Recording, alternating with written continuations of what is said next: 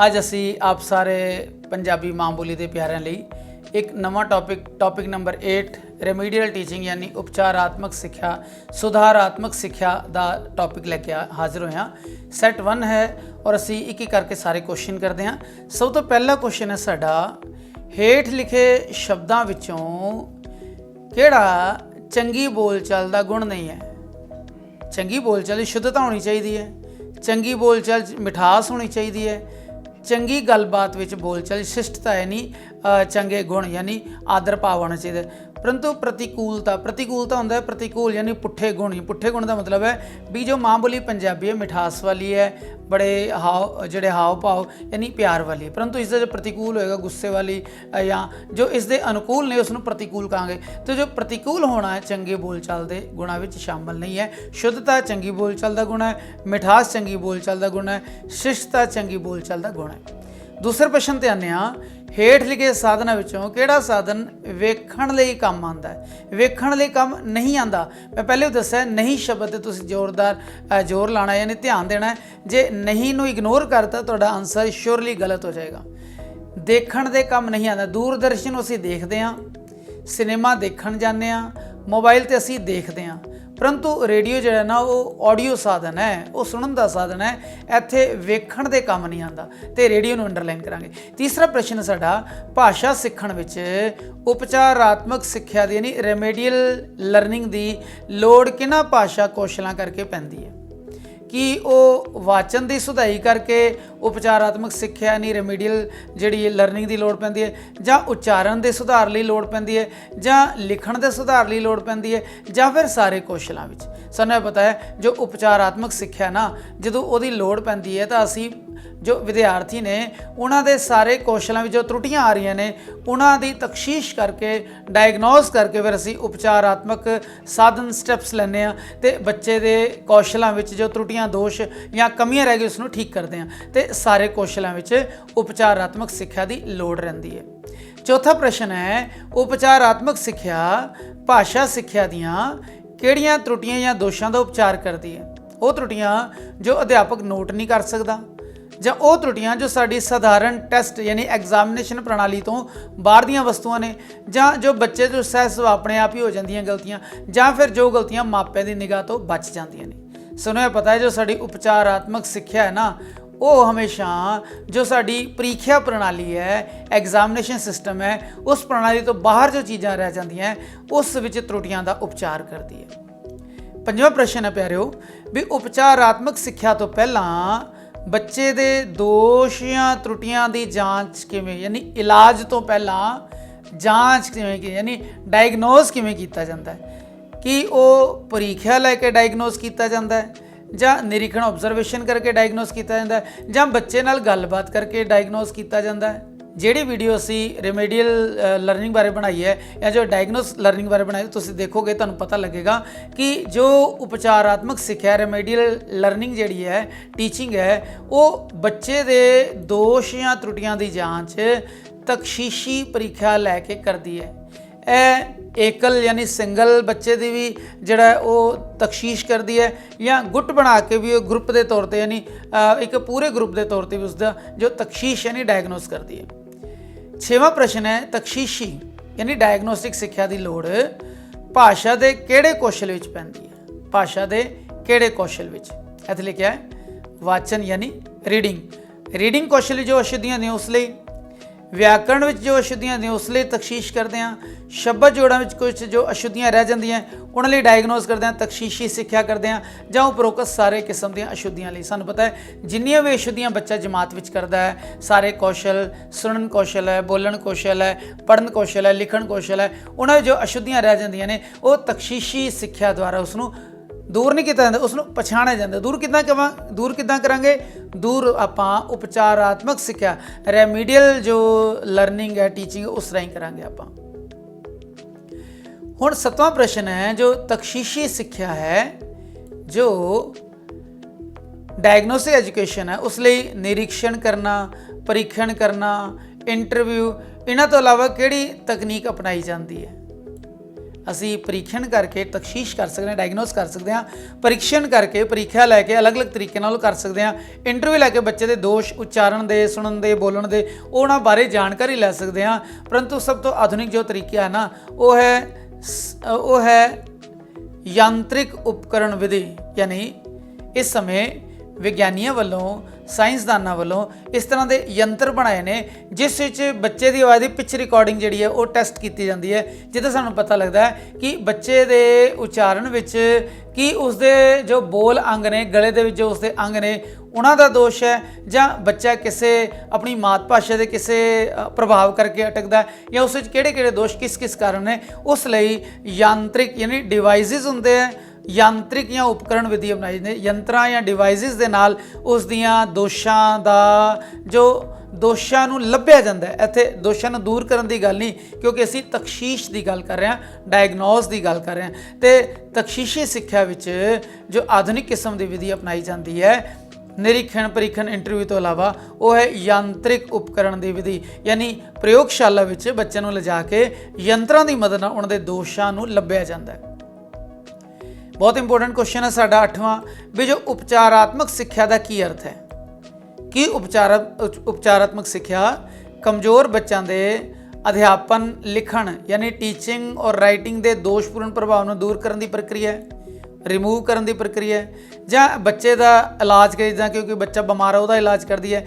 ਛੁੱਟੀ ਤੋਂ ਬਾਅਦ ਕਮਜ਼ੋਰ ਬੱਚੇ ਨੂੰ ਅਧਿਆਪਕ ਪੜ੍ਹਾਉਂਦੇ ਨੇ, ਜਾਂ ਫਿਰ ਸਰੀਰਕ ਤੌਰ ਤੇ ਕਮਜ਼ੋਰ ਬੱਚੇ ਨੂੰ ਚੰਗੀ ਡਾਈਟ ਦੇ ਕੇ ਉਹਨਾਂ ਨੂੰ ਤੰਦਰੁਸਤ ਬਣਾਇਆ ਜਾਂਦਾ ਹੈ। ਸਭ ਤੋਂ ਸਿਆਣਾ ਜੋ ਉੱਤਰ ਹੈ ਇਹਦਾ ਆਪਸ਼ਨ ਹੈ ਉਹ ਹੈ ਕਮਜ਼ੋਰ ਬੱਚਿਆਂ ਦੇ। ਇੱਥੇ ਵਿਦਿਆਰਥੀ ਅਤੇ ਸਰੀਰਕ ਕਮਜ਼ੋਰੀ ਦੀ ਗੱਲ ਨਹੀਂ ਕਰ ਰਹੇ, ਆਪਾਂ ਵਿਦਿਆ ਦੇ ਤੌਰ ਤੇ ਜੋ ਕਮਜ਼ੋਰ ਹੈ, ਪੜ੍ਹਾਈ ਦੇ ਤੌਰ ਤੇ ਉਹਨਾਂ ਦੀ ਗੱਲ ਕਰ ਰਹੇ ਹਾਂ। ਕਮਜ਼ੋਰ ਵਿਦਿਆਰਥੀਆਂ ਦੇ ਅਧਿਆਪਨ, ਲਿਖਣ ਦੇ ਦੋਸ਼ਪੂਰਨ ਪ੍ਰਭਾਵਾਂ ਨੂੰ ਦੂਰ ਕਰਨ ਦੀ ਪ੍ਰਕਿਰਿਆ ਹੈ। ਪਹਿਲੇ ਤਸ਼ਖੀਸ ਕੀਤੀ ਸੀ, ਡਾਇਗਨੋਸ ਕੀਤਾ ਸੀ, ਲੱਭਿਆ ਸੀ। ਉਪਚਾਰਾਤਮਕ ਸਿੱਖਿਆ ਵਿੱਚ ਉਹਨਾਂ ਨੂੰ ਦੂਰ ਕਰਨ ਦੇ ਯਤਨ ਕੀਤੇ ਜਾਂਦੇ ਨੇ, ਯਾਨੀ ਇਲਾਜ ਕੀਤਾ ਜਾਂਦਾ ਹੈ।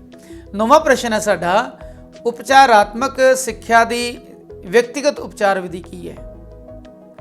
ਇੱਥੇ 3 ਜਾਂ 4 ਤਰ੍ਹਾਂ ਦੀਆਂ ਵਿਧੀਆਂ ਜਿਹੜੇ ਨੇ ਉਹ ਅਧਿਆਪਕ ਨੂੰ ਜਾਂ ਰਿਕਮੈਂਡ ਕੀਤੀਆਂ ਜਾਂਦੀਆਂ ਨੇ। ਇੱਕ ਅਧਿਆਪਕ ਵੱਲੋਂ ਬੱਚਿਆਂ ਦੇ ਭਾਸ਼ਾ ਸੰਬੰਧੀ ਦੋਸ਼ ਦੂਰ ਕਰਨਾ, ਹਰੇਕ ਵਿਦਿਆਰਥੀ ਦੀ ਵਿਅਕਤੀਗਤ ਅਸ਼ੁੱਧੀਆਂ, ਤਰੁੱਟੀਆਂ ਜਾਂ ਕਠਿਨਾਈਆਂ ਨੂੰ ਦੂਰ ਕਰਨਾ, ਹੈਡ ਮਾਸਟਰ ਵੱਲੋਂ ਪਰਸਨਲ ਤੌਰ ਤੇ, ਵਿਅਕਤੀਗਤ ਤੌਰ ਤੇ ਅਧਿਆਪਨ ਦੀਆਂ ਤਰੁੱਟੀਆਂ ਦੂਰ ਕਰਨੀਆਂ, ਜਾਂ ਉਪਰੋਕਤ ਸਾਰਾ।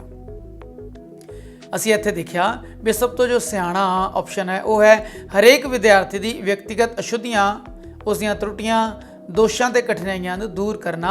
ਇਹ ਹੁੰਦਾ ਹੈ ਵਿਅਕਤੀਗਤ ਉਪਚਾਰ। ਇੱਕ ਹੁੰਦਾ ਗੁੱਟ ਉਪਚਾਰ, ਯਾਨੀ ਇੱਕ ਤਰ੍ਹਾਂ ਦੀਆਂ ਸਮੱਸਿਆਵਾਂ ਦੇ ਬੱਚਿਆਂ ਦੇ ਛੋਟੇ ਗੁੱਟ ਬਣਾ ਕੇ ਫਿਰ ਉਹਨਾਂ ਦੇ ਉਪਚਾਰ ਕੀਤਾ ਜਾਂਦਾ। ਇਹਦਾ ਕੋਈ ਨਵੇਂ ਬੱਚੇ ਆਏ ਨੇ, ਉਹਨਾਂ ਨੂੰ ਉਚਾਰਨ ਸੰਬੰਧੀ ਦੋਸ਼, ਜਿਹੜੇ ਉਚਾਰਨ ਦੇ ਦੋਸ਼ ਸੰਬੰਧੀ ਸਮੱਸਿਆ ਆ ਰਹੀ ਹੈ, ਉਹਨਾਂ ਦਾ ਇੱਕ ਅਲੱਗ ਗਰੁੱਪ ਬਣਾ ਕੇ ਉਸ ਦਾ ਉਪਚਾਰ ਕੀਤਾ ਜਾਂਦਾ ਹੈ। ਇੱਥੇ ਅਸੀਂ ਤਸ਼ਖੀਸ ਯਾਨੀ ਡਾਇਗਨੋਸ ਦੀ ਗੱਲ ਤੋਂ ਅੱਗੇ ਵੱਧ ਕੇ ਉਪਚਾਰ ਤੱਕ ਪਹੁੰਚ ਚੁੱਕੇ ਹਾਂ। ਯਾਨੀ ਹਰੇਕ ਵਿਦਿਆਰਥੀ ਦੀ ਜੋ ਉਸਦੀ ਪਰਸਨਲ ਤਰੁੱਟੀ ਹੈ, ਪਰਸਨਲ ਦੋਸ਼ ਨੇ, ਕਠਿਨਾਈਆਂ ਨੇ, ਉਸ ਨੂੰ ਦੂਰ ਕੀਤਾ ਜਾਂਦਾ ਹੈ ਇੰਡੀਵਿਜੂਅਲ ਟ੍ਰੀਟਮੈਂਟ ਦੇ ਵਿੱਚ। 10ਵਾਂ ਪ੍ਰਸ਼ਨ ਹੈ ਗੁੱਟ ਉਪਚਾਰ ਯਾਨੀ ਗਰੁੱਪ ਟ੍ਰੀਟਮੈਂਟ।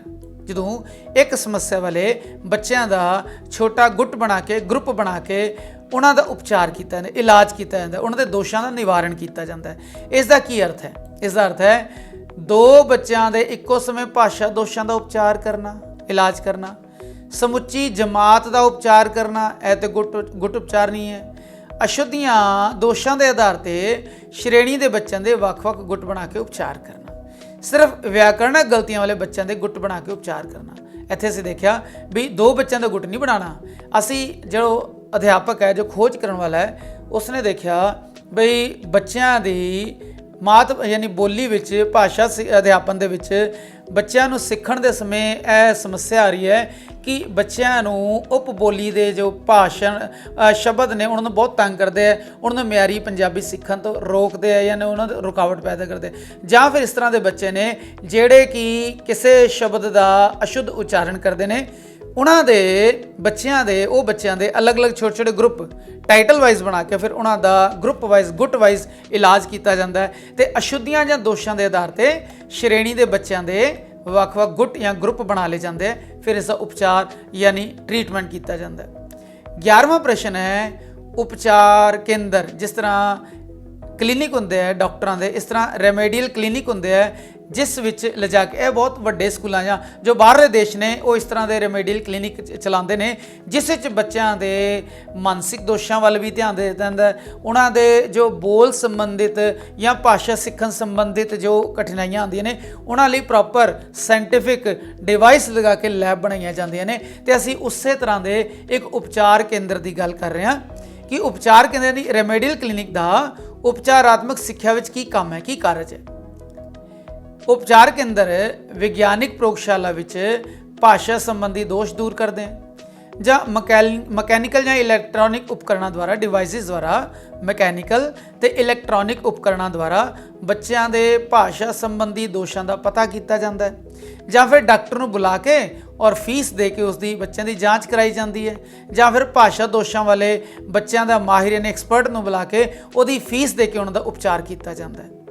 ਇੱਥੇ ਉਪਚਾਰ ਕੇਂਦਰ ਦਾ ਮਤਲਬ ਹੈ, ਜਿੱਦਾਂ ਅਸੀਂ ਹੁਣੀ ਗੱਲ ਕੀਤੀ ਹੈ ਵੀ ਮਕੈਨੀਕਲ ਤੇ ਇਲੈਕਟ੍ਰੋਨਿਕ ਡਿਵਾਈਸਿਸ ਦੇ ਹਿਸਾਬ ਨਾਲ ਉਹਨਾਂ ਦਾ ਪ੍ਰਯੋਗ ਕਰਕੇ ਬੱਚਿਆਂ ਦੇ ਦੋਸ਼ਾਂ ਨੂੰ, ਉਹਨਾਂ ਦੀਆਂ ਗਲਤੀਆਂ ਨੂੰ ਲੱਭ ਕੇ ਉਹਨਾਂ ਦਾ ਨਿਵਾਰਣ ਯਾਨੀ ਉਪਚਾਰ ਕੀਤਾ ਜਾਂਦਾ ਹੈ। 12ਵਾਂ ਕੁਐਸਚਨ ਹੈ ਕਿਰਿਆਤਮਕ ਅਨੁਸੰਧਾਨ, ਐਕਸ਼ਨ ਰਿਸਰਚ। ਇਸ ਦੇ ਨਾਲ ਪਹਿਲੇ ਦੱਸ ਦੇਣਾ ਚਾਹੁੰਦਾ ਵੀ ਕਿਰਿਆਤਮਕ ਅਨੁਸੰਧਾਨ ਹੈ ਕਿ ਦਰਅਸਲ ਜੋ ਐਕਸ਼ਨ ਰਿਸਰਚ ਹੈ ਨਾ, ਉਸ ਨੂੰ ਡਾਕਟਰ ਸਟੀਫਨ ਐਮ ਕੋਰੀ ਵਿਦਿਆ ਦੇ ਖੇਤਰ ਵਿੱਚ ਲੈ ਕੇ ਆਏ। ਇਸ ਵਿੱਚ ਬੱਚਿਆਂ ਦੀਆਂ ਭਾਸ਼ਾ ਸੰਬੰਧੀ ਜੋ ਦੋਸ਼ ਨੇ, ਸਮੱਸਿਆਵਾਂ ਨੇ, ਉਹਨਾਂ ਦਾ ਵਿਗਿਆਨਿਕ ਢੰਗ ਨਾਲ ਹੱਲ ਲੱਭਿਆ ਜਾਂਦਾ ਹੈ ਔਰ ਤਾਂ ਕਿ ਅਧਿਆਪਨ ਵਿੱਚ ਲੋੜੀਂਦਾ ਸੁਧਾਰ ਲਿਆਇਆ ਜਾ ਸਕੇ। ਇਸ ਨੂੰ ਅਸੀਂ ਐਕਸ਼ਨ ਰਿਸਰਚ ਕਹਿੰਦੇ ਹਾਂ। ਤੇ ਇਸ ਦੇ ਨਾਲ ਅਸੀਂ ਦੇਖਦੇ ਹਾਂ ਕੁਐਸਚਨ ਵਿੱਚ ਕੀ ਲਿਖਿਆ ਹੈ ਵੀ ਕਿਰਿਆਤਮਕ ਅਨੁਸੰਧਾਨ ਯਾਨੀ ਐਕਸ਼ਨ ਰਿਸਰਚ ਵਿੱਚ ਉਪਚਾਰਾਤਮਕ ਸਿੱਖਿਆ ਵਿੱਚ ਕੀ ਸਹਾਇਤਾ ਕਰਦੀ ਹੈ। ਇਸ ਦੁਆਰਾ ਅਧਿਆਪਨ ਵਿੱਚ ਆਉਣ ਵਾਲੀਆਂ ਸਮੱਸਿਆ ਦਾ ਵਿਗਿਆਨਿਕ ਢੰਗ ਨਾਲ ਅਧਿਐਨ ਕੀਤਾ ਜਾਂਦਾ, ਫਿਰ ਹੱਲ ਲੱਭਿਆ ਜਾਂਦਾ ਹੈ। ਪਹਿਲੇ ਅਧਿਐਨ ਕਰਦੇ ਹੈ, ਡਾਇਗਨੋਸ ਕਰਦੇ ਹੈ, ਫਿਰ ਉਸ ਦਾ ਹੱਲ ਲੱਭਦੇ ਹੈ। ਇਹ ਹੈ ਐਕਸ਼ਨ ਰਿਸਰਚ। ਜਦੋਂ ਕੋਈ ਬੱਚਾ ਕਿਰਿਆ ਕਰ ਰਹੇ ਹੋਣ ਤਾਂ ਉਹਨਾਂ ਦੇ ਭਾਸ਼ਾ ਦੋਸ਼ਾਂ ਨੂੰ ਨੋਟ ਕੀਤਾ ਜਾਂਦਾ ਦੂਰੋਂ, ਜਾਂ ਫਿਰ ਅਧਿਆਪਕ ਤੇ ਬੱਚੇ ਸਕੂਲ ਤੋਂ ਬਾਹਰ ਅਨੁਸੰਧਾਨ ਯਾਨੀ ਰਿਸਰਚ ਜਾਂ ਖੋਜ ਕਰਨ ਜਾਂਦੇ ਨੇ। ਬੱਚੇ ਆਪ ਇੱਕ ਦੂਜੇ ਦੇ ਭਾਸ਼ਾ ਦੋਸ਼ ਲੱਭਦੇ ਨੇ, ਫਿਰ ਆਪ ਹੀ ਉਹਨਾਂ ਦਾ ਉਪਚਾਰ ਕਰਦੇ ਨੇ। ਇਸ ਦੀ ਵੀ ਇੱਕ ਜੋ ਅਨੁਸੰਧਾਨ ਹੈ ਉਹਦਾ ਇੱਕ ਰੂਪ ਹੈ, ਇਸ ਬਾਰੇ ਹੁਣੇ ਅਸੀਂ ਗੱਲ ਕਰਦੇ ਹਾਂ ਵੀ ਇਸ ਜੋ ਕਿਰਿਆਤਮਕ ਅਨੁਸੰਧਾਨ ਹੈ ਨਾ, ਐਕਸ਼ਨ ਰਿਸਰਚ ਹੈ, ਜੋ ਡਾਕਟਰ ਕੋਰੀ ਲੈ ਕੇ ਆਏ ਨੇ ਅਧਿਆਪਨ ਦੇ ਖੇਤਰ ਵਿੱਚ, ਇਸ ਦੁਆਰਾ ਅਧਿਆਪਨ ਵਿੱਚ ਆਉਣ ਵਾਲੀਆਂ ਸਮੱਸਿਆ ਦਾ ਵਿਗਿਆਨਿਕ ਤਕਨੀਕੀ ਢੰਗ ਨਾਲ ਅਧਿਐਨ ਕੀਤਾ ਜਾਂਦਾ ਹੈ ਔਰ ਫਿਰ ਉਸ ਦਾ ਹੱਲ ਲੱਭਿਆ ਜਾਂਦਾ ਹੈ। ਉਸ ਤੋਂ ਬਾਅਦ ਇੱਕ ਹੋਰ ਖਾਸ ਪ੍ਰਸ਼ਨ ਹੈ ਜਿਸ ਬਾਰੇ ਤੁਸੀਂ ਵੀਡੀਓ ਜ਼ਰੂਰ ਦੇਖਣਾ ਵੀ 13ਵੇਂ ਨੰਬਰ ਦਾ ਕੁਐਸਚਨ ਹੈ, ਉਹ ਕਿਹੜੀ ਨਵੀਨ ਸਿੱਖਿਆ ਵਿਧੀ ਹੈ ਜੋ ਮਾਡਰਨ ਲਰਨਿੰਗ ਟੈਕਨੀਕ ਹੈ ਜਿਸ ਵਿੱਚ ਬੱਚੇ ਸਵੈ ਅਧਿਐਨ ਦੁਆਰਾ ਆਪਣੀਆਂ ਭਾਸ਼ਾ ਸੰਬੰਧੀ ਤਰੁੱਟੀਆਂ ਔਰ ਦੋਸ਼ਾਂ ਨੂੰ ਦੂਰ ਕਰ ਸਕਦੇ ਨੇ। ਕੀ ਉਹ ਨਿਰੀਖਣ ਵਿਧੀ ਹੈ, ਕੀ ਉਹ ਕਿਰਿਆਤਮਕ ਅਨੁਸੰਧਾਨ ਐਕਸ਼ਨ ਰਿਸਰਚ ਹੈ, ਕੀ ਉਹ ਅਭਿਕ੍ਰਮਿਤ ਅਧਿਐਨ ਹੈ ਯਾਨੀ ਪ੍ਰੋਗਰਾਮਡ ਲਰਨਿੰਗ ਹੈ, ਜਾਂ ਫਿਰ ਉਹ ਟੀਮ ਕੋਚਿੰਗ ਹੈ। ਇਸ ਵਿੱਚ ਜੋ ਹੈ ਸਾਡਾ ਸਹੀ ਆਪਸ਼ਨ ਹੈ ਵੀ ਨਵੀਨ ਸਿੱਖਿਆ ਵਿਧੀ ਹੈ ਜਿਸ ਵਿੱਚ ਬੱਚੇ ਸਵੈ ਅਧਿਐਨ ਦੁਆਰਾ ਆਪਣੇ ਗਰੁੱਪ ਵਿੱਚ ਬੈਠ ਕੇ ਆਪਣੀਆਂ ਭਾਸ਼ਾ ਸੰਬੰਧੀ ਤਰੁੱਟੀਆਂ ਦੋਸ਼ਾਂ ਨੂੰ ਲੱਭਦੇ ਨੇ ਔਰ ਉਸ ਦਾ ਉਪਚਾਰ ਕਰਦੇ ਨੇ। ਇਸ ਬਾਰੇ ਅਸੀਂ ਇਹ ਦੱਸਣਾ ਚਾਹਾਂਗੇ ਕਿ ਜੋ ਅਭਿਕ੍ਰਮਿਤ ਅਧਿਐਨ ਹੈ ਜਾਂ ਫਿਰ ਪ੍ਰੋਗਰਾਮ ਲਰਨਿੰਗ ਹੈ, ਇਸ ਵਿੱਚ ਬੱਚੇ ਆਪਣੀਆਂ ਸਮੱਸਿਆਵਾਂ ਨੂੰ ਖੁਦ ਲੱਭਦੇ ਨੇ ਔਰ ਉਹਨਾਂ ਦਾ ਆਪ ਹੀ ਸੁਧਾਰ ਕਰਦੇ ਨੇ। ਇਸ ਦਾ ਜੋ ਮੁੱਖ ਉਦੇਸ਼ ਹੈ ਵਿਅਕਤੀਗਤ ਭਿੰਨਤਾਵਾਂ ਨੂੰ ਨਜ਼ਰ ਵਿੱਚ ਰੱਖ ਕੇ ਉਸ ਤਰੁੱਟੀ ਦਾ ਸੁਧਾਰ ਕਰਨਾ। ਇਸ ਵਿੱਚ ਜੋ BF ਸਕਿਨਰ ਹੈ ਉਸਨੇ ਰੇਖੀਏ ਅਭਿਕ੍ਰਮਿਤ ਅਨੁਦੇਸ਼ਨ ਦਿੱਤਾ ਹੈ ਔਰ ਨਾਰਮਨ ਏ ਕਰਾਊਡਰ ਜੋ ਹੈ ਉਸਨੇ ਸ਼ਾਖਾਈ ਬ੍ਰਾਂਚਿਸ ਵਾਲਾ ਅਭਿਕ੍ਰਮਿਤ ਅਨੁਦੇਸ਼ਨ ਦੀ ਵਿਧੀ ਸੁਝਾਈ ਹੈ ਯਾਨੀ ਪ੍ਰੋਗਰਾਮ ਲਰਨਿੰਗ, ਜਿਸ ਵਿੱਚ ਜੋ ਕਰਾਊਡਰ ਦੀ ਜੋ ਵਿਧੀ ਹੈ ਉਪਚਾਰ ਮੁਖੀ ਹੈ ਯਾਨੀ ਉਸ ਨਾਲ ਅਸੀਂ ਰੈਮੇਡੀਅਲ ਜੋ ਲਰਨਿੰਗ ਹੈ ਉਹ ਕਰ ਸਕਦੇ ਹਾਂ। ਇਸ ਵਿੱਚ ਜੋ ਲੈਕਚਰ ਦਿੱਤਾ ਗਿਆ ਸੀ ਉਸ ਨੂੰ ਦੁਬਾਰਾ ਧਿਆਨ ਨਾਲ ਸੁਣਨਾ। ਇਸ ਵਿੱਚ ਸਾਰੀਆਂ ਜੋ ਗੱਲਾਂ ਨੇ ਉਸ ਨੂੰ ਡਿਟੇਲ ਨਾਲ ਸਮਝਾਇਆ ਗਿਆ। ਹੁਣ ਸਾਡਾ 14ਵਾਂ ਪ੍ਰਸ਼ਨ ਹੈ, ਅਧਿਆਪਕ ਨੂੰ ਚਾਹੀਦਾ ਹੈ ਕਿ ਉਹ ਬੱਚੇ ਦੀਆਂ ਭਾਸ਼ਾ ਸੰਬੰਧੀ ਤਰੁੱਟੀਆਂ ਦੋਸ਼ਾਂ ਨੂੰ ਸ਼ੁਰੂ ਵਿੱਚ ਹੀ ਫੜ ਕੇ ਠੀਕ ਕਰ ਦੇਵੇ ਜਾਂ ਬੱਚੇ ਦੇ ਮੈਚਿਓਰ ਜਾਂ ਬਾਲਗ ਹੋਣ ਤੇ ਇਸ ਨੂੰ ਠੀਕ ਨਾ ਕਰੇ। ਬਾਲਗ ਯਾਨੀ ਮੈਚਿਓਰ, ਬੱਚੇ ਉੱਪਰ ਹੀ ਛੱਡ ਦੇਵੇ, ਉਹ ਠੀਕ ਕਰਦਾ ਠੀਕ ਹੈ, ਨਹੀਂ ਤੇ ਨਾ ਸਹੀ। ਡੰਡੇ ਦੇ ਜ਼ੋਰ ਨਾਲ ਨਹੀਂ, ਪਨਿਸ਼ਮੈਂਟ ਕਾਰਪੋਰਲ ਪਨਿਸ਼ਮੈਂਟ ਦੇ ਤੌਰ ਤੇ ਠੀਕ ਕਰੇ, ਨਹੀਂ। ਅਧਿਆਪਕ ਜੋ ਸਿਆਣਾ ਅਧਿਆਪਕ ਹੈ ਨਾ, ਉਹ ਬੱਚੇ ਦੀਆਂ ਤਰੁੱਟੀਆਂ ਜਦੋਂ ਉਸ ਨੂੰ ਪਤਾ ਲੱਗਦੀਆਂ ਉਸੇ ਸਮੇਂ ਆਰੰਭ ਵਿੱਚ ਹੀ ਉਸ ਨੂੰ ਫੜ ਕੇ ਉਸ ਨੂੰ ਯਾਨੀ ਉਸ ਨੂੰ ਜਾਂਚ ਕੇ ਉਸ ਨੂੰ ਠੀਕ ਕਰਦਾ ਹੈ। ਹੁਣ ਸਾਡਾ 15ਵਾਂ ਪ੍ਰਸ਼ਨ ਹੈ, ਉਪਚਾਰਾਤਮਕ ਸਿੱਖਿਆ ਦੇਣ ਸਮੇਂ ਅਧਿਆਪਕ ਨੂੰ ਚਾਹੀਦਾ ਹੈ ਕਿ ਉਹ ਬੱਚਿਆਂ ਨੂੰ ਤਿਆਰ ਕਰੇ, ਸਰੀਰਕ ਤੌਰ ਤੇ ਤਿਆਰ ਕਰੇ, ਰੈਮੇਡੀਅਲ ਟੀਚਿੰਗ ਲਈ, ਜਾਂ ਮਾਨਸਿਕ ਤੌਰ ਤੇ ਤਿਆਰ ਕਰੇ, ਜਾਂ ਫਿਰ ਉਹ ਸਰੀਰਕ ਤੇ ਮਾਨਸਿਕ ਦੋਨਾਂ ਤੌਰ ਤੇ ਤਿਆਰ ਕਰੇ, ਜਾਂ ਇਹਨਾਂ ਵਿੱਚੋਂ ਕੋਈ ਵੀ ਨਹੀਂ। ਕਈ ਵਾਰ ਇਹ ਹੁੰਦਾ ਹੈ ਕਿ ਜਦੋਂ ਉਪਚਾਰਾਤਮਕ ਸਿੱਖਿਆ ਦੇਣੀ ਹੁੰਦੀ ਹੈ ਉਸ ਸਮੇਂ ਬੱਚਿਆਂ ਦੇ ਦੋਸ਼ ਤਾਂ ਲੱਭ ਲਏ, ਜਦੋਂ ਉਹਨਾਂ ਦੇ ਗੁੱਟ ਬਣਾਏ ਜਾਂਦੇ ਤੇ ਬੱਚੇ ਨਾ ਬੜੇ ਸਾਵਧਾਨ ਨਾਲ ਚੌਕਸ ਹੋ ਜਾਂਦੇ ਆ। ਉਹਨਾਂ ਨੂੰ ਪਤਾ ਲੱਗਦਾ ਕਿ ਸਾਡੇ ਦੋਸ਼ਾਂ ਦਾ ਨਿਵਾਰਨ ਹੋ ਰਿਹਾ, ਸਾਡੇ ਯਾਨੀ ਅਸੀਂ ਇਨਫੀਰੀਅਰ ਹੋ ਗਏ ਹਾਂ। ਜਦੋਂ ਉਹਨਾਂ ਬੱਚਿਆਂ ਨੂੰ ਅਲੱਗ ਲਿਜਾ ਕੇ ਉਹਨਾਂ ਦੀ ਟ੍ਰੀਟਮੈਂਟ ਯਾਨੀ ਉਪਚਾਰ ਕੀਤਾ ਜਾਂਦਾ ਹੈ ਤੇ ਰੈਮੇਡੀ ਕੀਤੀ ਜਾਂਦੀ ਹੈ, ਤੇ ਉਸ ਸਮੇਂ ਜੋ ਬੱਚੇ ਨਾ ਉਹ ਮਾਨਸਿਕ ਤੌਰ ਤੇ ਉਹ ਸਰੀਰਕ ਤੌਰ ਤੇ ਤਿਆਰ ਨਹੀਂ ਹੁੰਦੇ, ਸਹਿਯੋਗ ਨਹੀਂ ਦਿੰਦੇ। ਇਸ ਕਰਕੇ ਇੰਨਾ ਵੱਡਾ ਜੋ ਯਤਨ ਹੈ ਉਹ ਨਿਸ਼ਫਲ ਹੋ ਜਾਂਦਾ ਹੈ। ਇਸ ਕਰਕੇ ਅਧਿਆਪਕ ਨੂੰ ਚਾਹੀਦਾ ਹੈ ਜਦੋਂ ਵੀ ਉਹ ਉਪਚਾਰਾਤਮਕ ਸਿੱਖਿਆ ਦਾ ਉਪਰਾਲਾ ਕਰੇ ਉਸ ਸਮੇਂ ਬੱਚਿਆਂ ਨੂੰ ਸਰੀਰਕ ਤੇ ਮਾਨਸਿਕ ਤੌਰ ਤੇ ਉਹ ਤਿਆਰ ਕਰ ਦੇਵੇ, ਤਾਂ ਕਿ ਬੱਚੇ ਉਸ ਪ੍ਰਕਿਰਿਆ ਵਿੱਚ ਸਹਿਭਾਗਿਤਾ ਕਰਨ, ਉਸ ਵਿੱਚ ਪਾਰਟਿਸਿਪੇਟ ਕਰਨ ਔਰ ਆਪਣੇ ਦੋਸ਼ਾਂ ਦਾ ਨਿਵਾਰਨ ਕਰਨ ਵਿੱਚ ਆਪ ਮਦਦ ਕਰਨ। ਸਾਡਾ 16ਵਾਂ ਪ੍ਰਸ਼ਨ ਹੈ, ਉਪਚਾਰਾਤਮਕ ਸਿੱਖਿਆ ਲਈ ਅਧਿਆਪਕ ਦਾ ਨਿਰੀਖਣ ਬਹੁਤ ਤੇਜ਼ ਹੋਣਾ ਚਾਹੀਦਾ ਹੈ, ਬੜਾ ਸੁਚੇਤ ਹੋਣਾ ਚਾਹੀਦਾ ਹੈ, ਬੜਾ ਕਿਰਿਆਸ਼ੀਲ ਯਾਨੀ ਐਕਟਿਵ ਹੋਣਾ ਚਾਹੀਦਾ ਹੈ, ਜਾਂ ਸੁਚੇਤ ਤੇ ਕਿਰਿਆਸ਼ੀਲ ਹੋਣਾ ਚਾਹੀਦਾ। ਜਦੋਂ ਜੋ ਅਧਿਆਪਕ ਹੈ ਉਹ ਉਪਚਾਰਾਤਮਕ ਸਿੱਖਿਆ ਜਿਹੜੇ ਉਹ ਬੱਚਿਆਂ ਦੇ ਨਾਲ ਸਾਂਝੀ ਕਰੇ ਤਾਂ ਉਹਨੂੰ ਸੁਚੇਤ ਔਰ ਕਿਰਿਆਸ਼ੀਲ ਇੱਕਦਮ ਅਲਰਟ ਹੋਣਾ ਚਾਹੀਦਾ ਹੈ, ਤਾਂ ਕਿ ਉਹ ਸਮੇਂ ਸਿਰ ਦੋਸ਼ਾਂ ਨੂੰ ਫੜ ਕੇ ਉਸ ਦਾ ਸਹੀ ਉਪਚਾਰ ਕਰ ਸਕੇ। ਹੁਣ ਸਾਡਾ 17ਵਾਂ ਪ੍ਰਸ਼ਨ ਹੈ, ਜੋ ਉਪਚਾਰਾਤਮਕ ਸਿੱਖਿਆ ਹੈ ਇੱਕ ਧੀਰਜ ਤੇ ਲਗਨ ਵਾਲਾ ਕੰਮ ਹੈ, ਪੇਸ਼ੈਂਸ ਵਾਲਾ ਕੰਮ ਹੈ। ਕਿਉਂ? ਭਾਸ਼ਾ ਸੰਬੰਧੀ ਸਾਰੀਆਂ ਤਰੁੱਟੀਆਂ ਇੱਕਦਮ ਨਹੀਂ ਸੁਧਰ ਸਕਦੀਆਂ, ਟਾਈਮ ਲੱਗਦਾ ਹੈ। ਜਾਂ ਤੇਜ਼ੀ ਕਰਨ ਨਾਲ ਬੱਚਾ ਉਲਝਣ ਦਾ ਸ਼ਿਕਾਰ ਹੋ ਜਾਂਦਾ, ਉਹਨੂੰ ਕਨਫਿਊਜ਼ ਹੋ ਜਾਂਦਾ ਕਿ ਮੇਰੇ 'ਚ ਸੁਧਾਰ ਹੋ ਰਿਹਾ, ਹੁਣ ਮੈਂ ਕੀ ਕਰਾਂ, ਮੈਂ ਤੇ ਇਸ ਤਰ੍ਹਾਂ ਪੜ੍ਹਿਆ, ਮੈਂ ਤੇ ਇਸ ਤਰ੍ਹਾਂ ਬੋਲਦਾ, ਹੁਣ ਮੈਂ ਕੀ ਕਰਾਂ, ਯਾਨੀ ਬੱਚਾ ਉਲਝ ਜਾਂਦਾ ਹੈ। ਜਾਂ ਫਿਰ ਤੇਜ਼ੀ ਕਰਨ ਨਾਲ ਬੱਚੇ ਚਿੜਚਿੜੇ ਸੁਭਾਅ ਦੇ ਹੋ ਜਾਂਦੇ, ਇਸ ਕਰਕੇ ਪੇਸ਼ੈਂਸ ਰੱਖਣਾ ਚਾਹੀਦਾ ਹੈ। ਜਾਂ ਫਿਰ ਤੇਜ਼ੀ ਕਰਨ ਨਾਲ ਬੱਚੇ ਵਿੱਚ ਹੀਨ ਭਾਵਨਾ, ਇਨਫੀਰੀਅਰਿਟੀ ਕੰਪਲੈਕਸ ਆ ਜਾਂਦਾ ਹੈ। ਉਪਚਾਰਾਤਮਕ ਸਿੱਖਿਆ ਵਿੱਚ ਬੜਾ ਧੀਰਜ ਵਾਲਾ ਲਗਨ ਵਾਲਾ ਕੰਮ ਹੈ। ਇਹਦਾ ਮਤਲਬ ਹੈ ਕਿ ਅਧਿਆਪਕ ਨੂੰ ਇਹ ਜਾਣ ਲੈਣਾ ਚਾਹੀਦਾ ਹੈ ਉਸੇ ਜੋ ਭਾਸ਼ਾ ਸੰਬੰਧੀ ਦੋਸ਼ ਨੇ ਉਹ ਤੇਜ਼ੀ ਨਾਲ ਨਹੀਂ ਸੁਧਰ ਸਕਦੇ, ਉਹ ਧੀਰਜ ਵਾਲਾ ਕੰਮ ਹੈ, ਕਿਉਂਕਿ ਤਰੁੱਟੀਆਂ ਜੋ ਗਲਤੀਆਂ ਜੋ ਦੋਸ਼ ਨੇ ਜੋ ਉਸਦੇ ਬਚਪਨ ਤੋਂ ਉਸਦੇ ਜਨਮ ਤੋਂ ਲੈ ਕੇ ਪਏ ਨੇ ਉਹ ਇੱਕਦਮ ਨਹੀਂ ਸੁਧਰ ਸਕਦੇ। ਇਹ ਇੱਕ ਮਨੋਵਿਗਿਆਨਿਕ ਕਾਰਜ ਹੈ।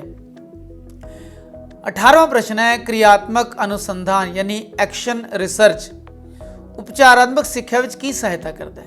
ਉਪਚਾਰਾਤਮਕ ਅਨੁਸੰਧਾਨ ਸਟੀਫਨ ਐਮ ਕੋਰੀ ਵਿਦਿਆ ਦੇ ਖੇਤਰ ਵਿੱਚ ਲੈ ਕੇ ਆਏ ਸੀ, ਜਿਸ ਵਿੱਚ ਬੱਚਿਆਂ ਦੇ ਭਾਸ਼ਾ ਸੰਬੰਧੀ ਦੋਸ਼ਾਂ ਨੂੰ ਵਿਗਿਆਨਿਕ ਢੰਗ ਨਾਲ ਲੱਭਿਆ ਜਾਂਦਾ ਹੈ। ਕੀ ਮਦਦ ਕਰਦਾ ਹੈ? ਇਸ ਦੁਆਰਾ ਅਧਿਆਪਨ ਵਿੱਚ ਆਉਣ ਵਾਲੀਆਂ ਸਮੱਸਿਆ ਦਾ ਵਿਗਿਆਨਿਕ ਢੰਗ ਨਾਲ ਅਧਿਐਨ ਕੀਤਾ ਜਾਂਦਾ ਹੈ ਔਰ ਫਿਰ ਉਸ ਦਾ ਹੱਲ ਲੱਭਿਆ ਜਾਂਦਾ ਹੈ। ਦੂਜੀ ਗੱਲ ਹੈ, ਜਦੋਂ ਬੱਚਾ ਕੋਈ ਕਿਰਿਆ ਕਰ ਰਿਹਾ ਤਾਂ ਉਸਦੇ ਭਾਸ਼ਾ ਦੇ ਦੋਸ਼ ਨੋਟ ਕੀਤੇ ਜਾਂਦੇ ਨੇ। ਅਧਿਆਪਕ ਤੇ ਬੱਚੇ ਸਕੂਲ ਤੋਂ ਬਾਹਰ ਅਨੁਸੰਧਾਨ ਕਰਨ ਜਾਂਦੇ ਨੇ, ਬੱਚੇ ਆਪ ਇੱਕ ਦੂਜੇ ਦੇ ਦੋਸ਼ ਲੱਭ ਕੇ ਉਸਦਾ ਉਪਚਾਰ ਕਰਦੇ ਨੇ। ਤੇ ਅਸੀਂ ਪਹਿਲੇ ਵੀ ਕਰ ਚੁੱਕੇ ਹਾਂ ਵੀ ਜੋ ਐਕਸ਼ਨ ਰਿਸਰਚ ਹੈ ਉਸ ਦੁਆਰਾ ਅਧਿਆਪਨ ਵਿੱਚ ਆਉਣ ਵਾਲੀਆਂ ਸਮੱਸਿਆਵਾਂ ਦਾ ਵਿਗਿਆਨਿਕ ਢੰਗ ਨਾਲ ਪਹਿਲੇ ਅਧਿਐਨ ਕੀਤਾ ਜਾਂਦਾ ਹੈ, ਉਸ ਤੋਂ ਬਾਅਦ ਫਿਰ ਉਸਦਾ ਹੱਲ ਲੱਭਿਆ ਜਾਂਦਾ ਹੈ। ਹੁਣ ਸਾਡਾ 19ਵਾਂ ਪ੍ਰਸ਼ਨ ਹੈ, ਭਾਸ਼ਾ ਸਿੱਖਣ ਵਿੱਚ ਲਰਨਿੰਗ ਆਫ ਲੈਂਗੁਏਜ ਉਪਚਾਰਾਤਮਕ ਸਿੱਖਿਆ ਦੀ ਲੋੜ ਕਿਹੜੇ ਭਾਸ਼ਾ ਕੌਸ਼ਲਾਂ ਵਿੱਚ ਪੈਂਦੀ ਹੈ? ਕਿ ਉਹ ਵਾਚਨ ਯਾਨੀ ਪੜ੍ਹਨ ਸਮੇਂ ਪੈਂਦੀ ਹੈ, ਜਾਂ ਕਿ ਉਹ ਲਿਖਣ ਸਮੇਂ ਪੈਂਦੀ ਹੈ, ਜਾਂ ਉਚਾਰਨ ਯਾਨੀ ਬੋਲਚਾਲ ਸਮੇਂ ਪੈਂਦੀ ਹੈ? ਵਾਚਨ ਔਰ ਉਚਾਰਨ ਇੱਕੋ ਗੱਲ ਹੈ ਇੱਥੇ ਉਪਰੋਕਤ ਸਾਰੇ ਕੌਸ਼ਲਾਂ ਵਿੱਚ। ਤੇ ਸਾਨੂੰ ਇਹ ਪਤਾ ਹੈ ਵੀ ਜਿੰਨੇ ਵੀ ਕੌਸ਼ਲ ਨੇ, 4 ਕੌਸ਼ਲ ਨੇ, ਉਹਨਾਂ ਸਾਰਿਆਂ ਦੇ ਦੋਸ਼ਾਂ ਦਾ ਨਿਵਾਰਨ ਕਰਕੇ ਉਹਨਾਂ ਕੌਸ਼ਲਾਂ ਵਿੱਚ ਨਿਪੁੰਨ ਕਰਨ ਵਾਸਤੇ ਭਾਸ਼ਾ ਸਿੱਖਣ ਵਿੱਚ ਉਪਚਾਰਾਤਮਕ ਸਿੱਖਿਆ ਦੀ ਲੋੜ ਪੈਂਦੀ ਹੈ ਸਾਰੇ ਕੌਸ਼ਲਾਂ ਲਈ। 20ਵਾਂ ਪ੍ਰਸ਼ਨ ਹੈ, ਉਪਚਾਰਾਤਮਕ ਸਿੱਖਿਆ ਯਾਨੀ ਰੈਮੇਡੀਅਲ ਜੋ ਟੀਚਿੰਗ ਹੈ ਭਾਸ਼ਾ ਸਿੱਖਿਆ ਦੀ ਕਿਹੜੀਆਂ ਤਰੁੱਟੀਆਂ ਨੂੰ ਦੂਰ ਕਰਦੀ ਹੈ? ਉਹ ਤਰੁੱਟੀਆਂ ਜੋ ਅਧਿਆਪਕ ਨੋਟ ਨਹੀਂ ਕਰਦਾ, ਜੋ ਸਾਡੀ ਸਧਾਰਨ ਪ੍ਰੀਖਿਆ ਪ੍ਰਣਾਲੀ ਤੋਂ ਬਾਹਰ ਦੀਆਂ ਵਸਤੂਆਂ ਨੇ, ਬੱਚੇ ਤੋਂ ਸਹਿਜ ਸੁਭਾਅ ਗਲਤੀਆਂ ਜੋ ਹੋ ਜਾਂਦੀਆਂ ਉਹਨਾਂ ਤਰੁੱਟੀਆਂ ਨੂੰ ਦੂਰ ਕਰਦਾ, ਜਾਂ ਜੋ ਮਾਪਿਆਂ ਦੀ ਨਜ਼ਰੀ ਨਹੀਂ ਪੈਂਦੀਆਂ ਉਹਨਾਂ ਤਰੁੱਟੀਆਂ ਨੂੰ। ਇੱਕ ਵਾਰ ਅਸੀਂ ਹੋਰ ਕਰ ਰਹੇ ਹਾਂ ਦੁਬਾਰਾ ਕਿ ਜੋ ਉਪਚਾਰਾਤਮਕ ਸਿੱਖਿਆ ਹੈ ਉਹਨਾਂ ਤਰੁੱਟੀਆਂ ਨੂੰ ਦੂਰ ਕਰਦੀ ਹੈ ਜੋ ਸਾਡੀ ਆਮ ਜੋ ਪ੍ਰੀਖਿਆ ਪ੍ਰਣਾਲੀ ਹੈ, ਜੋ ਐਗਜ਼ਾਮੀਨੇਸ਼ਨ ਸਿਸਟਮ ਹੈ ਸਾਡਾ, ਉਸ ਨੂੰ ਦੂਰ ਨਹੀਂ ਕਰ ਸਕਦਾ, ਉਸ ਤੋਂ ਬਾਹਰ ਦੀਆਂ ਚੀਜ਼ਾਂ ਨੇ। 21ਵਾਂ ਪ੍ਰਸ਼ਨ ਹੈ, ਉਪਚਾਰਾਤਮਕ ਪ੍ਰੀਖਿਆ ਤੋਂ ਪਹਿਲਾਂ ਬੱਚੇ ਦੇ ਦੋਸ਼ ਜਾਂ ਤਰੁੱਟੀਆਂ ਦੀ ਜਾਂਚ ਯਾਨੀ ਇਲਾਜ ਤੋਂ ਪਹਿਲਾਂ ਉਸ ਦੀ ਜਾਂਚ ਕਿਵੇਂ ਕੀਤੀ ਜਾਂਦੀ ਹੈ? ਅਸੀਂ ਪਹਿਲੇ ਗੱਲ ਕਰ ਚੁੱਕੇ ਹਾਂ ਕਿ ਤਖਸ਼ੀਸ਼ੀ ਪ੍ਰੀਖਿਆ ਦੁਆਰਾ ਵੀ ਡਾਇਗਨੋਸਟਿਕ ਟੈਸਟ ਦੁਆਰਾ ਵੀ ਬੱਚੇ ਦੇ ਔਰਲ ਟੈਸਟ ਲੈ ਜਾਂਦੇ, ਰਿਟਨ ਟੈਸਟ ਲੈ ਜਾਂਦੇ। ਕਈ ਬੱਚੇ ਕਿਸੇ ਅੱਖਰ ਨੂੰ ਕਿਸ ਤਰ੍ਹਾਂ, ਕਿਸੇ ਉਚਾਰਨ ਨੂੰ, ਕਿਸੇ ਧੁਨੀ ਨੂੰ ਕਿਸ ਤਰ੍ਹਾਂ ਬੋਲਦੇ ਨੇ, ਇਸ ਬਾਰੇ ਬੱਚੇ ਦੀਆਂ ਪਹਿਲੇ ਤਖਸ਼ੀਸ਼ੀ ਪ੍ਰੀਖਿਆਵਾਂ ਯਾਨੀ ਟੈਸਟ ਲਏ ਜਾਂਦੇ ਨੇ, ਉਸ ਦੇ ਆਧਾਰ 'ਤੇ ਉਸ ਦੀ ਜਾਂਚ ਕਰਕੇ ਫਿਰ ਉਪਚਾਰ ਕੀਤਾ ਜਾਂਦਾ ਹੈ। ਅਤੇ ਇੱਥੇ ਲਿਖਾਂਗੇ ਤਰੁੱਟੀਆਂ ਦੀ ਜਾਂਚ ਕਰਨਾ ਇਹ ਡਾਇਗਨੋਸ ਹੈ, त्रुटियां का हल करना, उसका इलाज करना, यह रैमीडियल है। 22वां प्रश्न है साडा, उपचारात्मक सिक्ख्या देण समय अध्यापक नूं की चाहिए, बच्चे नूं किस तरह तैयार करे। इस बारे असीं पहले भी गल कर चुके हैं भी बच्चे नूं शरीरक या मानसिक तौर पर वो तैयार करे। इस करके दोबारा आ रहे हैं क्योंकि ये इंपोर्टेंट क्वेश्चन ने और पिछले काफ़ी सारे टैसट विच आ चुके हैं, इस बार भी संभावना है। इस करके आप जी इन्हां दोहराइयां नूं पॉजिटिव तरीके नाल लैना, क्योंकि जे असी बच्चे नूं शरीरक या मानसिक तौर पर तैयार नहीं करांगे तो बच्चा उस तकशीश विच भी जो सहायता नहीं करेगा, उस विच सपोर्ट नहीं करेगा, और जो उसका उपचार है उस विच भी उस जो है ना वो सही सहयोग नहीं कर पाएगा, और जो उद्देश्य है जो रेमेडी का इलाज का वो अधूरा रह जाएगा। हुण साडा 23वां प्रश्न है, उपचारक यानी रेमेडियल सिक्ख्या का अर्थ की है। कमज़ोर विद्यार्थियों के अध्ययन और लिखण दोषां नूं दूर करने की प्रक्रिया, इसनूं रेमेडियल उपचार कहा जाता है, यानी रेमेडियल उपचारात्मक सिक्ख्या कहा जाता है। ਜਾਂ फिर बच्चे नूं सेहतमंद बनाउण दी प्रक्रिया नूं कहा जाता है, या फिर छुट्टी तो पिछों कमज़ोर बच्चे नूं पढ़ाउणा इसनूं कहा जाता है, ਜਾਂ उपरोक्त सारे। सानूं यह पता है भी जो भाषा विच किसी कौशल विच, इत्थे कमज़ोर का मतलब फिजिकल कमज़ोर नहीं, कौशल विच कमज़ोर, भी किसी कौशल विच कमज़ोर विद्यार्थियों के अध्ययन ਜਾਂ लिखण के दोषां नूं दूर करने की प्रक्रिया है उपचारिक सिक्ख्या या उपचारात्मक सिक्ख्या। 24वां प्रश्न है, भाषा विच वस्तुनिष्ठ यानी ऑब्जैक्टिव परीक्षावां इन्हां दा कोई लाभ नहीं, यह बहुत जटिल यानी कॉम्पलैक्स होंदियां, बहुत मुश्किल होंदियां, बच्चे का उच्चारण सुधारदियां ने ਜਾਂ वस्तुनिष्ठ ते विश्वासयोग होंदियां ने। इत्थे सब तो योग आंसर है कि भाषा विच जो वस्तु यानी ऑब्जैक्टिव टाइप परीक्षावां ने, टेस्ट ने, वो बच्चे दे वस्तुनिष्ठ होने करके और विश्वासयोग होने करके बच्चों वालों पसंद कीतियां जांदियां ने। 25वां प्रश्न है साडा, निबंधात्मक परीक्षाओं द्वारा बच्चे विच किहड़े गुण पैदा होंदे हैं। उहदी वाचन शक्ति विकसित होंदी है, वो अच्छा बोल लैंदा, पढ़ लैंदा है, वो चंगा बुलारा आंदा है, बुलारा बनता है, गुण आते हैं, चंगा नेता चंगे नेता बनने के गुण आते, या उपरोक्त कोई नहीं। देखो जी, जो निबंधात्मक परीक्षा है ना तो वाचन शक्ति विकसित होंदी है, ना वो चंगा बुलारा बनता, क्योंकि दोनों इंटर रिलेटेड ने, ना चंगे नेता के गुण, इन्होंने कोई भी नहीं है। जो निबंधात्मक परीक्षा उस विच बच्चे दे बोध की जिहड़ा वो पता लगता है, निबंधात्मक उस विच जो लिखण का कौशल विकसित हो चुका उस बारे पता लगता है, जां होर जो चीज़ां ने जो उसके भाषा विच जो उपरले स्तर विच जो उसके बदलाव आए ने, पॉजिटिव बदलाव आए ने, उसकी परीक्षा की जाती है। 26वां है, निबंधात्मक परीक्षा द्वारा भाषा की किहड़ी योग्यता परखी जाती है। हुण इत्थे देखोगे भी लगभग रिलेटेड लगते हैं पर ऑप्शन चेंज ने, और इन्हों का छोटी जी बरीकी करके थोड़े अलग ने। भी जो निबंधात्मक परीक्षा है यह उच्चारण योग्यता नहीं दसदी, ना उच्चा पढ़न की योग्यता दसदी है। निबंधात्मक यानी लिखण की गल है, लंबे आंसर सार लिखना, ਜਾਂ कोई निबंध लिखना, वड्डा पत्र लिखना, ਜਾਂ वाचन योग्यता नहीं, वाचन ते पढ़न की गल है। इत्थे लिखा है लिखित भाषा विच विचार प्रगट करने की योग्यता, यानी बच्चा हुण इस लायक हो चुका है कि वो वड्डे उत्तरां दे तौर पर, निबंधां दे तौर पर, पैराग्राफ के तौर पर अपने विचारां नूं लिपिबद्ध कर सकता है, उसनूं क्रमबद्ध कर सकता है, और अपने विचारों नूं सही लड़ी विच परो के और अध्यापक नूं पेश कर सकता है। इस नूं असीं कहना निबंधात्मक परीक्षा विच जिहड़ी योग्यता परखी जाती है। 27वां प्रश्न है, भाषा के सुनन, बोलन, उच्चारण ते पढ़न कौशलों की जांच लई जो मुलंकन है वो वस्तुनिष्ठ होना चाहिए है, मौखिक परीक्षा विधि होनी चाहिए है, निबंधात्मक परीक्षा होनी चाहिए है, ਜਾਂ उपरोक्त सारियां विधियां।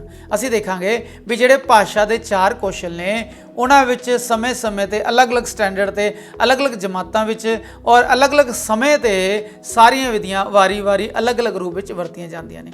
28वां प्रश्न है, अध्यापिका जमात विच पढ़ाउण तो पहले एक एग्जाम्पल दिंदी है, उदाहरण दिंदी है, फिर वो उदाहरण करके बच्चे अलर्ट हो जाते हैं, फिर वो विश्लेषण द्वारा नियम याद कराती है। जिमें मैं अपनी जमात विच गया, बच्चे ने पूछा बेटे तेरा नाम की है, वो कहना मेरा नाम मोहन है। तेरा नाम की है, वो कहना मेरा नाम राम है। इस तरह से 5-6 बच्चे खड़े करके पूछा भी इनू असी नाम कहने, इस बच्चे का नाम है, इस बच्चे का नाम है, इस बच्चे का नाम है, इस करके खास खास खास ने, इसनों असी खास नाम कहने। असी पहले मिसालां लईआं, उदाहरण ले, फिर उन्होंने आधार पर फिर असी एक सिद्धांत बच्चे नूं दिता, एक नियम दिता, उसनों असी कहने आगमन विधि, यानी ईजी टू टफ।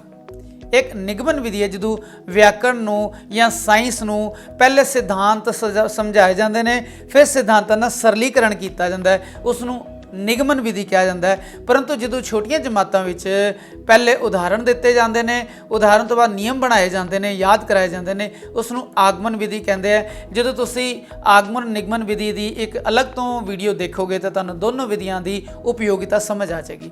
ਇੱਥੇ ਨਿਗਮਨ ਵਿਧੀ ਲਿਖਿਆ ਹੈ, ਫਿਰ ਖੇਡ ਵਿਧੀ ਲਿਖਿਆ ਹੈ, ਔਰ ਫਿਰ ਪਾਠ ਸੰਸਰਗ ਵਿਧੀ ਲਿਖਿਆ ਹੈ। ਇਸ ਵਿੱਚ ਆਗਮਨ ਵਿਧੀ ਹੈ, ਜਿਸ ਉਦਾਹਰਣ ਦੇ ਕੇ ਪਹਿਲੇ ਉਸ ਨੂੰ ਸਰਲ ਕਰਕੇ ਬੱਚਿਆਂ ਦਾ ਮਾਹੌਲ ਬਣਾ ਕੇ ਉਸ ਨੂੰ ਫਿਰ ਸਿਧਾਂਤ ਤੱਕ ਜਾਂ ਅਸੂਲ ਤੱਕ ਜਾਂ ਉਸ ਸਾਰ ਤੱਕ ਪਹੁੰਚਾਇਆ ਜਾਂਦਾ ਹੈ। ਹੁਣ ਅਸੀਂ ਗੱਲ ਕਰਦੇ ਹਾਂ 29ਵੇਂ ਪ੍ਰਸ਼ਨ ਦੀ। 29ਵਾਂ ਪ੍ਰਸ਼ਨ ਹੈ, ਸਫਲ ਉਪਚਾਰਾਤਮਕ ਸਿਖਲਾਈ ਲਈ ਕੀ ਜ਼ਰੂਰੀ ਹੈ? ਯਾਨੀ ਇੱਕ ਸਕਸੈਸਫੁਲ ਰੈਮੇਡੀਅਲ ਟੀਚਿੰਗ ਲਈ, ਸਿਖਲਾਈ ਲਈ, ਟ੍ਰੇਨਿੰਗ ਲਈ ਕੀ ਜ਼ਰੂਰੀ ਹੈ? ਕਿ ਉਪਚਾਰ ਸਮੱਗਰੀ, ਸਿੱਖਣ ਸਮੱਗਰੀ ਉਪਲਬਧ ਹੋਵੇ, ਉਹ ਬਹੁਤ ਜ਼ਰੂਰੀ ਹੈ। ਯਾਨੀ ਉਪਚਾਰ ਸਿੱਖਣ ਸਮੱਗਰੀ, ਬੱਚਿਆਂ ਦਾ ਉਪਚਾਰ ਕਿੱਦਾਂ ਕਰਨਾ ਹੈ, ਭਾਸ਼ਾ ਦੇ ਦੋਸ਼ ਕਿੱਦਾਂ ਦੂਰ ਕਰਨਾ ਹੈ, ਉਹਦਾ ਪੂਰਾ ਮੈਟੀਰੀਅਲ ਸਾਡੇ ਕੋਲ ਰੈਡੀ ਹੈ। ਅਗਲੀ ਗੱਲ ਹੈ ਵੀ ਭਾਸ਼ਾਈ ਨਿਯਮਾਂ ਦੀ ਜਾਣਕਾਰੀ ਬੜੀ ਜ਼ਰੂਰੀ ਹੈ। ਬੱਚਿਆਂ ਦੇ ਮਾਪਿਆਂ ਦਾ ਸਹਿਯੋਗ ਬਹੁਤ ਜ਼ਰੂਰੀ ਹੈ। ਪਰ ਸਭ ਤੋਂ ਵੱਡਾ ਕਾਰਨ ਹੈ ਕਿ ਸਫਲ ਉਪਚਾਰ, ਸਫਲ ਇਲਾਜ ਤਾਂ ਹੋ ਸਕੇਗਾ ਜੇ ਬੱਚੇ ਦੇ ਭਾਸ਼ਾ ਸੰਬੰਧੀ ਦੋਸ਼ ਜਾਂ ਸਹੀ ਕਾਰਨਾਂ ਦੀ, ਸਮੱਸਿਆ ਦੇ ਸਹੀ ਕਾਰਨਾਂ ਦੇ ਡਾਇਗਨੋਸ ਹੋਏਗਾ। ਯਾਨੀ ਪਹਿਲੇ ਰੋਗ ਦੀ ਪਛਾਣ ਹੋਏਗੀ, ਫਿਰ ਰੋਗ ਦਾ ਸਹੀ ਇਲਾਜ, ਸਫਲ ਇਲਾਜ ਹੋ ਕੇ ਉਹਦੇ ਪੋਜ਼ਿਟਿਵ ਫਲ, ਨਤੀਜੇ ਨਿਕਲਣਗੇ। ਮੰਨ ਲਓ ਫੋਰ ਐਗਜ਼ਾਮਪਲ ਹੈ ਕਿ ਕਿਸੇ ਬੱਚੇ ਦੇ ਪੇਟ 'ਚ ਦਰਦ ਹੈ, ਉਹਨੂੰ ਸਿਰ ਦਰਦ ਦੀ ਦਵਾਈ ਦੇਵਾਂਗੇ ਤਾਂ ਠੀਕ ਨਹੀਂ ਹੋ ਸਕਦਾ, ਉਹ ਫਿਰ ਜਿਹੜੀ ਦਵਾਈ ਹੈ ਉਹ ਗਲਤ ਅਸਰ ਕਰ ਜਾਏਗੀ। ਇਸ ਤਰ੍ਹਾਂ ਭਾਸ਼ਾ ਵਿੱਚ ਵੀ ਜਦੋਂ ਤੱਕ ਅਸੀਂ ਸਮੱਸਿਆ ਦੇ ਕਾਰਨਾਂ ਦੀ ਸਹੀ ਪਛਾਣ ਨਹੀਂ ਕਰਾਂਗੇ, ਉਦੋਂ ਤੱਕ ਸਫਲ ਉਪਚਾਰਾਤਮਕ ਸਿਖਲਾਈ ਨਹੀਂ ਸੰਭਵ ਹੋ ਸਕਦੀ। ਇਸ ਕਰਕੇ ਕੀ ਜ਼ਰੂਰੀ ਹੈ ਵੀ ਸਮੱਸਿਆ ਦੇ, ਦੋਸ਼ਾਂ ਦੇ ਜਾਂ ਜੋ ਮੁਸ਼ਕਲ ਆ ਰਹੀ ਬੱਚੇ ਨੂੰ, ਉਸ ਦੇ ਕਾਰਨਾਂ ਦੀ ਸਹੀ ਪਛਾਣ। ਹੁਣ ਸਾਡੇ ਕੋਲ 30ਵਾਂ ਪ੍ਰਸ਼ਨ ਹੈ, ਸ਼ੁੱਧ ਸ਼ਬਦਾਂ ਦੇ ਗਿਆਨ ਲਈ ਸੁਧਾਰਾਤਮਕ ਅਧਿਆਪਨ। ਇਹ ਸੁਧਾਰਾਤਮਕ ਕੀ ਹੈ?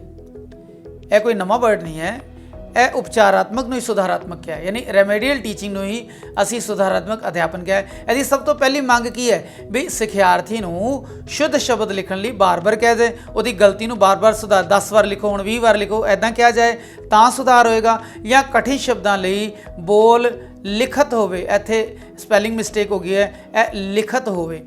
ਤੀਸਰਾ, ਪੜ੍ਹਾਈ ਲਈ ਵਿਸ਼ਲੇਸ਼ਣ ਤੇ ਸਿੱਖਣ ਵਿੱਚ ਅੰਤਰਾਲ ਯਾਨੀ ਗੈਪ ਪਾਇਆ ਜਾਏ। ਪੜ੍ਹਾਈ ਲਈ ਵਿਸ਼ਲੇਸ਼ਣ ਔਰ ਸਿੱਖਣ ਵਿੱਚ ਗੈਪ ਪਾਇਆ ਜਾਏ। ਯਾਨੀ ਜੋ ਰੈਮੇਡੀਅਲ ਟੀਚਿੰਗ ਹੈ, ਸਭ ਤੋਂ ਪਹਿਲੀ ਗੱਲ ਹੈ ਕਿ ਅਸੀਂ ਬੱਚੇ ਦਾ ਵਿਸ਼ਲੇਸ਼ਣ ਕਰ ਰਹੇ ਹਾਂ, ਬੱਚੇ ਨੂੰ ਆਬਜ਼ਰਵ ਕਰ ਰਹੇ ਹਾਂ ਔਰ ਬੱਚੇ ਨੂੰ ਜਿਹੜੇ ਉਹਦੇ ਦੋਸ਼ਾਂ ਨੂੰ ਲੱਭ ਰਹੇ ਹਾਂ, ਉਹਨੂੰ ਚੌਕ ਆਊਟ ਕਰ ਰਹੇ ਹਾਂ। ਉਸ ਤੋਂ ਬਾਅਦ ਜੋ ਉਹਨੂੰ ਸੁਧਾਰਨਾ ਹੈ ਨਾ, ਜੋ ਸਿਖਾਉਣਾ ਹੈ, ਉਸ ਦੇ ਵਿੱਚ ਥੋੜਾ ਗੈਪ ਹੋਣਾ ਚਾਹੀਦਾ ਹੈ। ਉਸੇ ਸਮੇਂ ਉਸ ਨੂੰ ਰੋਕ ਕੇ, ਟੋਕ ਕੇ ਜਦੋਂ ਕਰਾਂਗੇ ਤਾਂ ਬੱਚਾ ਘਬਰਾ ਜਾਏਗਾ, ਸੁਧਾਰ ਦੀ ਥਾਂ ਸਗੋਂ ਉਸ ਦਾ ਵਿਪਰੀਤ ਅਸਰ ਹੋ ਸਕਦਾ ਹੈ।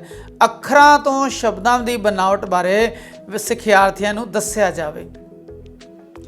ਇੱਥੇ ਮੇਰੀ ਬੇਨਤੀ ਹੈ ਕਿ ਜੋ ਸਪੈਲਿੰਗ ਮਿਸਟੇਕ ਨੇ, ਟਾਈਪਿੰਗ ਐਰਰਸ ਨੇ, ਉਸ ਵੱਲ ਧਿਆਨ ਨਾ ਦਿੱਤਾ ਜਾਵੇ। ਚੌਥਾ ਹੈ, ਅੱਖਰਾਂ ਤੇ ਸ਼ਬਦਾਂ ਦੀ ਬਨਾਵਟ ਬਾਰੇ ਸਿਖਿਆਰਥੀਆਂ ਨੂੰ ਦੱਸਿਆ ਜਾਵੇ। ਹੁਣ ਸਾਡੇ ਕੋਲ 31ਵਾਂ ਪ੍ਰਸ਼ਨ ਹੈ, ਰਾਜੀਵ ਦੀ ਜਮਾਤ ਵਿੱਚ, ਅਸੀਂ ਬਹੁਤ ਪਹਿਲੇ ਇੱਕ ਕੁਐਸਚਨ ਕਰ ਰਹੇ ਹਾਂ, ਉਹ ਥੋੜਾ ਚੇਂਜ ਸੀਗਾ, ਥੋੜਾ ਟਵਿਸਟ ਕੀਤਾ ਗਿਆ ਵੀ ਰਾਜੀਵ ਦੀ ਜਮਾਤ ਵਿੱਚ ਇੱਕ ਬੱਚਾ ਕਦੀ ਪੰਜਾਬੀ ਬੋਲਦੇ ਸਮੇਂ ਆਪਣੀ ਉੜੀਆ ਭਾਸ਼ਾ, ਉੜੀਆ ਬੋਲੀ ਦੇ ਸ਼ਬਦਾਂ ਦਾ ਪ੍ਰਯੋਗ ਕਰਨ ਲੱਗਦਾ ਹੈ। ਹੁਣ ਰਾਜੀਵ ਕੀ ਕਰੇ? ਕੀ ਉਹ ਉਸ ਬੱਚੇ ਨੂੰ ਡਾਂਟੇ ਕਿ ਉੜੀਆ ਸ਼ਬਦ ਮੇਰੀ ਜਮਾਤ 'ਚ ਪ੍ਰਯੋਗ ਨਾ ਕਰੇ, ਜਾਂ ਬੱਚੇ ਨੂੰ ਉੜੀਆ ਸ਼ਬਦਾਂ ਦੇ ਸਮਾਨ ਅਰਥ ਵਾਲੇ ਪੰਜਾਬੀ ਸ਼ਬਦ ਬਾਰ-ਬਾਰ ਰੋਕ ਕੇ ਦੱਸੇ, ਜਾਂ ਫਿਰ ਉੜੀਆ ਸ਼ਬਦਾਂ ਦੀ ਥਾਂ ਪੰਜਾਬੀ ਭਾਸ਼ਾ ਦੇ ਸ਼ਬਦ ਪ੍ਰਯੋਗ ਕਰਦੇ ਹੋਏ ਉਸ ਨੂੰ ਦੁਹਰਾਏ, ਜਾਂ ਫਿਰ ਉਹ ਬੱਚੇ ਨੂੰ 10 ਵਾਰੀ ਸਹੀ ਵਾਕ ਦੁਹਰਾਉਣ ਲਈ ਕਹੇ, ਲਿਖਣ ਲਈ ਕਹੇ। ਇੱਥੇ ਅਸੀਂ ਪਹਿਲੇ ਵੀ ਕੀਤਾ ਸੀ ਕਿ ਬੱਚੇ ਦੀ ਗੱਲ ਨੂੰ ਬੜੇ ਪਿਆਰ ਨਾਲ, ਧਿਆਨ ਨਾਲ ਸੁਣਨਾ ਔਰ ਨਾਲ ਹੀ ਨਾਲ ਉਸ ਨੂੰ ਉਹਨਾਂ ਸ਼ਬਦਾਂ ਦੇ ਬਰਾਬਰ ਦੇ ਪੰਜਾਬੀ ਸ਼ਬਦਾਂ ਦਾ ਉਚਾਰਨ ਬਿਨਾਂ ਦੱਸੇ ਉਸ ਦੇ ਨਾਲ ਕਰੀ ਜਾਣਾ। ਇਸ ਨਾਲ ਬੱਚੇ ਦੇ ਜ਼ਿਹਨ ਵਿੱਚ ਅੰਤਰਾਤਮੇ ਉਹ ਪੰਜਾਬੀ ਦੇ ਸ਼ਬਦ, ਆਪਣੀ ਭਾਸ਼ਾ ਦੀ ਬਜਾਏ ਪੰਜਾਬੀ ਦੇ ਸ਼ਬਦ ਜਿਹੜੇ ਉਹ ਫਿੱਟ ਹੁੰਦੇ ਜਾਣਗੇ। ਇਸ ਦਾ ਮਤਲਬ ਹੈ ਵੀ ਉੜੀਆ ਸ਼ਬਦਾਂ ਦੀ ਥਾਂ ਪੰਜਾਬੀ ਭਾਸ਼ਾ ਦੇ ਸ਼ਬਦ ਪ੍ਰਯੋਗ ਕਰਦੇ ਹੋਏ ਉਸ ਨੂੰ ਦੁਹਰਾਏ। ਇਹ ਸਹੀ ਸਿਆਣਾ ਉੱਤਰ ਹੈ। ਸਾਡਾ ਲਾਸਟ ਪ੍ਰਸ਼ਨ ਹੈ 32ਵਾਂ, ਪੰਜਾਬੀ ਭਾਸ਼ਾ ਬਾਰੇ ਸਮਝਾਉਂਦੇ ਹੋਏ ਤੁਸੀਂ ਸਭ ਤੋਂ ਵੱਧ ਮਹੱਤਵ ਕਿਸ ਨੂੰ ਦਿਓਗੇ? ਸਭ ਤੋਂ ਵੱਧ ਮਹੱਤਵ ਬੱਚਿਆਂ ਦੁਆਰਾ ਇਸਤੇਮਾਲ ਕੀਤੀ ਗਈ ਅਲੰਕਾਰਿਕ ਭਾਸ਼ਾ ਨੂੰ, ਬੜੀ ਸੁੰਦਰ ਭਾਸ਼ਾ ਨੂੰ, ਬੜੀ ਸੁਘੜ ਭਾਸ਼ਾ ਨੂੰ, ਜਾਂ ਛੰਦਾਂ ਤੇ ਮੁਹਾਵਰਿਆਂ ਤੇ ਅਖਾਣਾਂ ਦੇ ਸਹੀ ਪ੍ਰਯੋਗ ਨੂੰ, ਜਾਂ ਬੱਚਿਆਂ ਦੇ ਸੁਭਾਵਕ ਤੇ ਸਹਿਜ ਭਾਸ਼ਾ ਪ੍ਰਯੋਗ ਨੂੰ, ਜਾਂ ਫਿਰ ਵਿਆਕਰਣ ਰੂਪ ਵਿੱਚ ਭਾਸ਼ਾ ਨੂੰ। ਇੱਥੇ ਜਦੋਂ ਅਸੀਂ ਭਾਸ਼ਾ ਦੀ ਗੱਲ ਕਰਦੇ ਹਾਂ ਅਸੀਂ ਆਮ ਯਾਨੀ ਇੱਕ ਵਿਵਿਧ ਕਲਾਸ ਦੀ ਗੱਲ ਕਰਦੇ ਹਾਂ ਜਿਸ ਸਾਰੇ ਤਰ੍ਹਾਂ ਦੇ ਬੱਚੇ ਸ਼ਾਮਲ ਨੇ, ਤੇ ਅਸੀਂ ਬੱਚਿਆਂ ਕੋਲੋਂ ਕਿਸੇ ਅਲੰਕਾਰਿਕ ਭਾਸ਼ਾ ਦੀ ਉਮੀਦ ਅਜੇ ਨਹੀਂ ਕਰਨੀ ਜਾਂ ਮੁਹਾਵਰੇ ਅਖਾਣ ਦਾ ਭਾਸ਼ਾ 'ਚ ਪ੍ਰਯੋਗ ਅਜੇ ਨਹੀਂ ਉਹਨਾਂ ਕੋਲੋਂ ਸੁਣਨਾ। ਹਾਂ, ਬੱਚੇ ਸੁਭਾਵਿਕ ਤੌਰ ਤੇ ਸਹਿਜ ਤੌਰ ਤੇ ਭਾਸ਼ਾ ਦਾ ਪ੍ਰਯੋਗ ਕਿਵੇਂ ਕਰਦੇ ਨੇ, ਅਸੀਂ ਫਿਰ ਉਹਨਾਂ ਨੂੰ ਹੌਲੀ ਹੌਲੀ ਸਟੈਂਡਰਡ ਵਧਾਉਂਦੇ ਹੋਏ ਫਿਰ ਅਸੀਂ ਅਲੰਕਾਰਾਂ ਤੇ ਮੁਹਾਵਰਿਆਂ ਤੇ ਅਖਾਣਾਂ ਦੇ ਭਾਸ਼ਾ ਬੋਲਚਾਲ ਦੀ ਭਾਸ਼ਾ ਦੇ ਵਿੱਚ ਪ੍ਰਯੋਗ ਕਰਨ ਦੇ ਉੱਤੇ ਜਾਵਾਂਗੇ। ਇੱਥੇ ਸਾਡੀ ਉਪਚਾਰਾਤਮਕ ਸਿੱਖਿਆ ਬਾਰੇ ਸਾਰੀ ਗੱਲ ਜਿਹੜੀ ਖਤਮ ਹੁੰਦੀ ਹੈ। ਮੈਨੂੰ ਉਮੀਦ ਹੈ ਇਹ ਸਾਰੇ ਜੋ ਆਪਸ਼ਨਸ ਨੇ MCQ ਕੁਐਸਚਨ ਨੇ ਉਹ ਤੁਸੀਂ ਧਿਆਨ ਨਾਲ ਕਰ ਲਿਓਣਗੇ। ਇੱਕ ਵਾਰ ਇਸ ਨੂੰ ਫਿਰ ਕਰ ਲੈਣਾ ਤਾਂ ਕਿ ਪ੍ਰਪੱਕ ਹੋ ਜਾਣ ਤੁਹਾਡੇ ਦਿਮਾਗ ਦੇ ਵਿੱਚ, ਤੁਹਾਡੀ ਯਾਦ ਵਿੱਚ, ਤਾਂ ਕਿ ਤੁਸੀਂ ਇਮਤਿਹਾਨ ਸਮੇਂ ਇਹਨਾਂ ਵਿੱਚ ਕਿਸੇ ਪ੍ਰਕਾਰ ਦਾ ਟਪਲਾ ਨਾ ਖਾਓ ਔਰ ਤੁਹਾਡੇ ਅੰਕ ਜਿਹੜੇ ਉਹ ਪੂਰੇ ਦੇ ਪੂਰੇ ਆਉਣ। ਇਸੇ ਸ਼ੁਭਕਾਮਨਾ ਵਿੱਚ ਇਜਾਜ਼ਤ ਚਾਹੁੰਦਾ ਹਾਂ। ਵਾਹਿਗੁਰੂ ਜੀ ਕਾ ਖਾਲਸਾ, ਵਾਹਿਗੁਰੂ ਜੀ ਕੀ ਫਤਿਹ।